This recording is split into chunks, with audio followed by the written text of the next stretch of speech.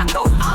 Fake kung pobre, legit kung dato. Basta kwartahan, di sa peke social ang trato. Pero kung pobre, bisan pinugod, ingnan tayo lukay to. Hala, uwi ito, huwag nagsugot o Rolex ka peke. Pero ingon ang tanan, bro, mahal ni grabepe.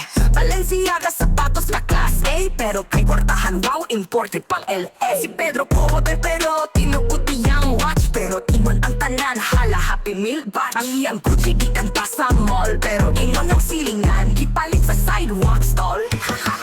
Fake kung pobre, legit kung dato. Fake kung pobre, legit kung dato. Basta kwartahan, bisang peke, idolo kayo. Pero kung pobre, bisan usay mong bitbit mo, ingon dayon sila sa ukay rani gipunit.